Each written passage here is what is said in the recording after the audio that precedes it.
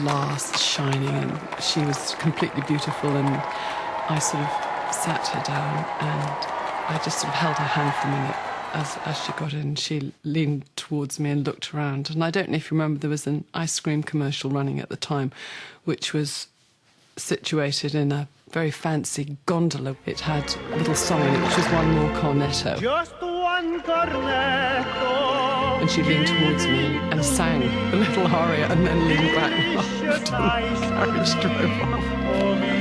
And I thought, there's a good girl with a sense of humour.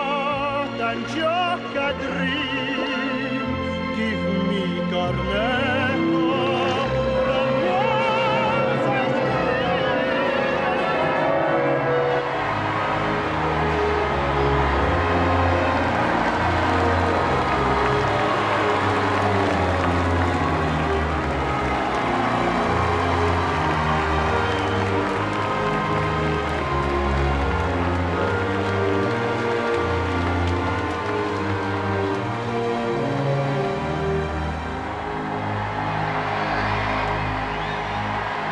When she had to get out of the carriage and all these miles and miles of billowing English silk, she didn't think she was actually going to be able to get out and climb out of the carriage. And it was so sweet, and she was giggling about it.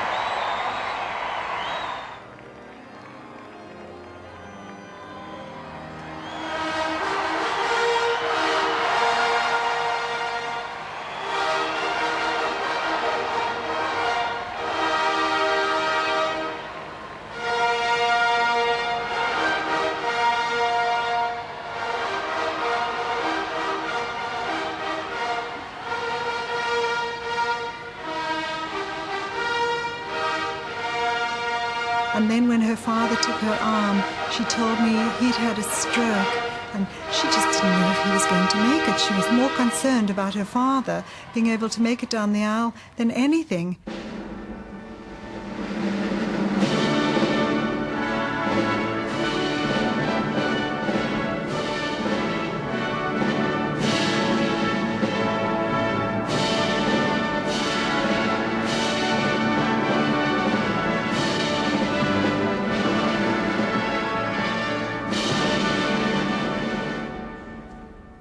For better, for worse. For better, for worse. For richer, for poorer. For richer, for poorer. In sickness and in health. In sickness and in health. To love and to cherish. To love and to cherish. Till death us do part. Till death us do part. I, Diana Francis. I, Diana Francis. Take thee, Charles Philip Arthur George. Take thee, Philip Charles Arthur George. To my wedded husband. To my wedded husband. Well, we had arranged that we would meet so that I ring, could actually just touch and her makeup grant up, that because he obviously who by then it gives was going to be it and pretty she who hot. shall wear it. And we'd arranged that I would be in the vestry so that when she came in to sign the register, I could remove the veil and check her makeup before she sort of walked out. I was waiting for her and she came over to me, and I was actually going to remove the veil at the time, so she lifted it up. And it was just after she'd taken the vows, and she leaned towards me and she said, you know, she's like, I made a mistake. And I said, yes. And she said, do you think anybody heard? I think it was about like 88 million or something. But I just sort of smiled and went on, because I thought this is not the time to say yes. She did have a hopelessly romantic view of marriage, and she truly believed in a marriage in which the husband and wife were in love and had children. She was a traditionalist at heart. I think at the time that Prince Charles proposed to her, she just believed that the two of them would adore each other and do everything to make each other happy, and that would be it.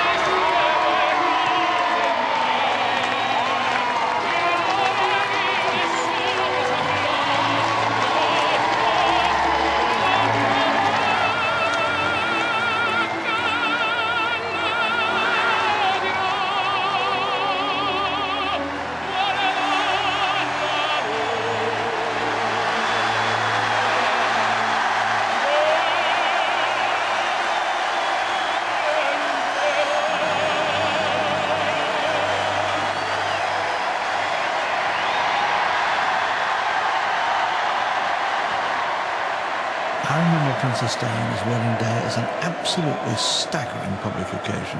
The crowds that turned out, I mean, the whole of the Mall absolutely packed with people all the way along the procession to and from St Paul's. Extraordinary. And I suppose in a way there must always have been something that we in our business refer to as star quality. The princess mimicked the constant request to hold hands. Today, the Prince and Princess of Wales looked relaxed after their shipboard honeymoon. How are you enjoying married life? Highly recommend. After their honeymoon, how did they find Scottish weather? It's about 40 degrees cooler, I think, than the Red Sea where we were last. Oh, it's marvellous up in Scotland. As Princess of Wales, Diana, of course, had a special duty to that country and visited its parliament soon after her marriage. This was to be the occasion for the princess's first public speech, and she was looking distinctly apprehensive, with everyone taking bets on whether the princess would attempt a few words in Welsh. Mae'n bleser cael dod I Gymru. Hoffwn ddod eto yn fuan. Diolch yn fawr. Prince Charles also joined in, and the princess, now very much more relaxed, provided the translation. I do hope that bore some relationship to what I meant to say, which is basically that it's a very great pleasure for me to come to Wales and to its capital, Cardiff. I look forward to returning many times in the future. And also, I'd like to just add how proud I am to be princess of such a wonderful place, and the Welsh people who are very special to me. Thank you. It must have been an incredible effort for her. She just couldn't speak slowly. She couldn't deliver a speech publicly. She panicked totally. In fact, I first came to know her when Prince Charles wrote to me asking if I could help his young bride with this particular problem. And so I used to go to Kensington Palace quite regularly to attempt to show her technique as far as public speaking was concerned. In fact, it wasn't technique that was needed. What I tried to show her, or give her, was self-confidence. This lack of self-confidence remained with Diana all her life, and often affected her behaviour. In fact, at this particular time, according to at least one person close to her, it was indirectly the reason for her quite dramatic loss of weight. If it had to be pinpointed to what triggered Diana's eating disorders, it was the very moment that the man she absolutely loved and who she was going to marry put his arm round her waist and said, "Well, you're a little bit chubby, aren't you?" Here was this man who Diana absolutely adored, and here was a faint criticism. And from that moment on, Diana's weight absolutely plummeted. She went from 29-inch waist on her engagement to 23-inch in 6 months to her marriage. Can you imagine? The royal joke has it that the job of the future king's wife is to provide the country with an heir and a spare. So Diana must have been fully aware that as soon as possible after her marriage, she would be expected to have at least 2 children. The country has developed the taste for another royal guessing game. Is she or isn't she pregnant? Even the newspapers are divided. Some think she is, one says she definitely is not, and the Daily Star suggested in a cartoon that even the royal family is being kept in suspense. The country, of course, fueled by the media guessing game, couldn't wait for the event. And by now, everyone was agog. 13-year-old Fiona Passmore couldn't contain her curiosity. As the princess came over to talk to her, Fiona decided she'd better pop the question. Patting the princess, she asked, "How's the baby?" Princess, taken aback, asked, "Did I hear that right?"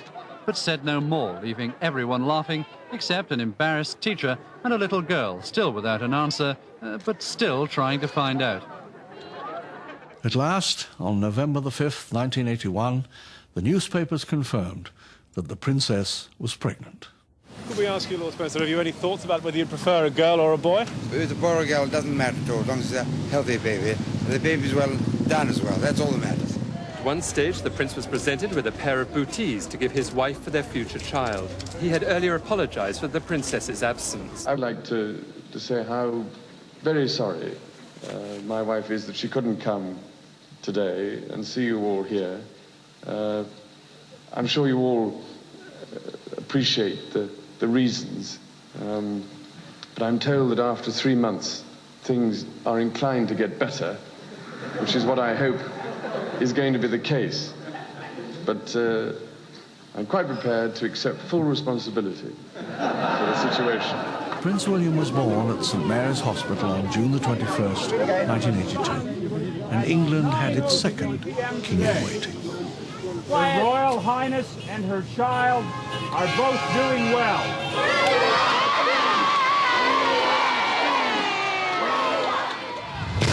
Can you tell us how the princess is? She's very well, thank you. Earl Spencer. Good morning. How is she? Very well indeed, thank you. And your son? He's in excellent form too, thank goodness. Lovely baby, really super baby. Looking a bit more human this morning. Not a little pack-it-up face at all, a really good one. Hello, how are you? Zishan kid, how do you feel about the news? My grandson is everything his father said last night. Lovely baby. And how's the prince?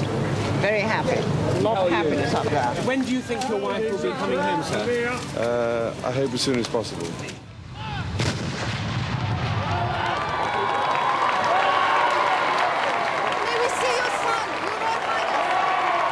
The birth of Prince William is said to have been among the happiest times of the Prince and Princess of Wales during their marriage.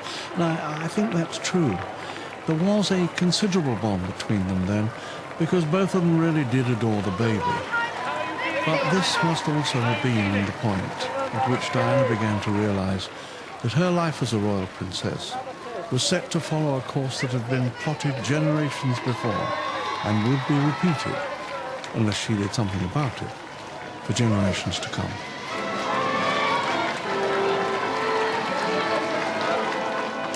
The baby's christening photo call illustrated the inevitability of it all.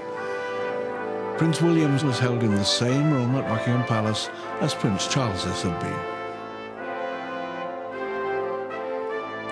The baby was dressed in the same christening robe made from Honiton lace, which had been used by successive generations of the royal family for over 100 years.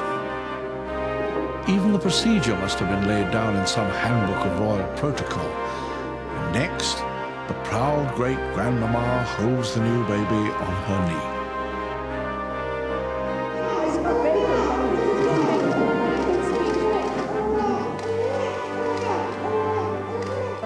And then out come the props. Let's see, the rug has changed, and so is the swing. But it's still Daddy doing the pushing, while Mummy looks on fondly.